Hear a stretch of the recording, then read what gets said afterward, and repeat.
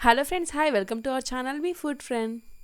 ఈరోజు ఈ వీడియోలో బయట కొన్ని క్రిస్పీ పల్లి పట్టిని ఇంట్లోనే చాలా ఈజీగా ఎలా ప్రిపేర్ చేయాలో ఈ వీడియోలో చూపిస్తున్నానండి.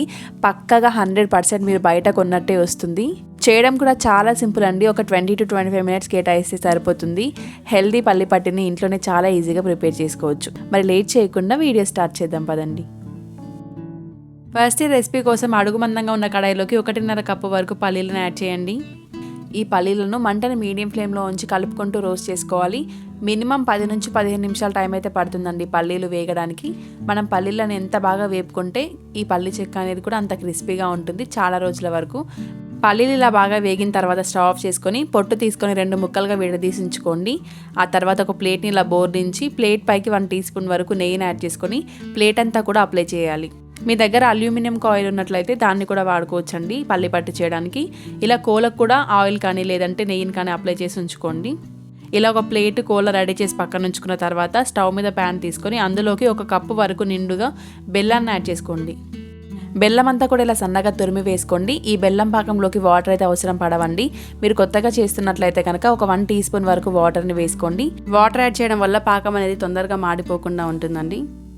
వాటర్ని యాడ్ చేసిన వెంటనే పాకం అనేది పూర్తిగా కరిగిపోతుంది. ఆ తర్వాత కొద్ది నిమిషాలకి పాకం అనేది ఇలా పొంగుతున్నట్లుగా వస్తుంది.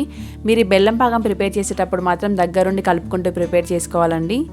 పాకం అనేది బాగా ఉడికిపోయి కొద్దిగా కలర్ చేంజ్ అవుతుంది. ఆ టైంలో ఇందులోకి 1 టీ స్పూన్ వరకు నెయ్యిని యాడ్ చేసుకోండి. ఇలా నెయ్యి వేయడం వల్ల పల్లి పట్టికి మంచి రంగు అలాగే మెరుపు వస్తుంది. టేస్ట్ కూడా బాగుంటుందండి. ఇలా ఒకసారి కలుపుకున్న తర్వాత ఒక గిన్నెలోకి వాటర్ని వేసి రెడీ చేసి ఉంచుకోండి. నెక్స్ట్ ఇందులోకి కొద్దిగంత పాకాన్ని వేసి పాకాన్ని ఒక 20 సెకండ్ల పాటు నీళ్ళలోనే ఉంచి పలచగా స్ప్రెడ్ చేసుకోండి. పాకాన్ని ఇలా వాటర్లో అద్దుకుంటూ పలచగా స్ప్రెడ్ చేసుకున్న తర్వాత మనం వేళ్ళతో విరగొట్టేస్తే అప్పడాలు ఎలా విరిగిపోతాయో అలా విరిగిపోవాలండి పాకం. అలా అయితే పల్లి పట్టి అనేది చాలా క్రిస్పీగా వస్తుంది. పాకం అనేది నేను చెప్పినట్లుగా కాకుండా కొద్దిగా సాగినట్లుగా వస్తున్న కాసేపు ఆగి పాకం క్రిస్పీగా అయ్యేంత వరకు వచ్చిన తర్వాతనే పల్లీలను యాడ్ చేసుకోండి. ఇక్కడ నేను పల్లీలని ఇలా 2 ముక్కలుగా విడదీసుకున్నాను. పల్లీలను ఇలా 2గా విడదీసి వేసుకుంటేనే బయట కొనే పల్లి పట్టిలాగా పల్చగా వస్తుందండి పల్లి పట్టి అనేది. ఇలా పల్లీలను ఒకవైపు యాడ్ చేస్తూనే మరొక వైపు కలుపుకుంటూ ఉండాలండి. ఇలా 1 నిమిషం పాటు కలుపుకుంటే సరిపోతుంది.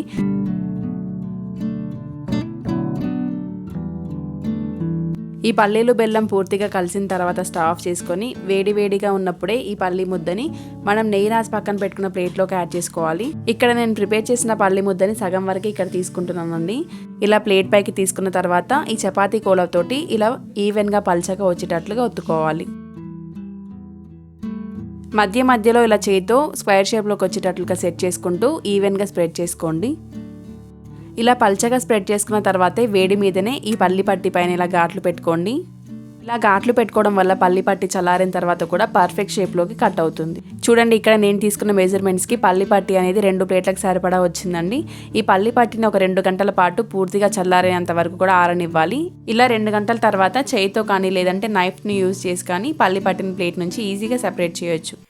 ఇంతే అండి. రెసిపీ అయితే చాలా సింపుల్ అండ్ టేస్ట్ కూడా చాలా అంటే చాలా బాగుంటుంది. చాలా క్రిస్పీగా ఉంటుంది. బయట కొన్నట్లే ఉంటుంది. ఇంట్లోనే హ్యాపీగా హైజీనిక్గా చేసుకోవచ్చు ఈ రెసిపీని. అలాగే ఈ చిన్న చిన్న టిప్స్ని కొలతల్ని కనుక ఫాలో అయినట్లయితే మీరు కూడా తప్పకుండా ఈ క్రిస్పీ పల్లి పట్టిని ఎంజాయ్ చేయగలుగుతారు.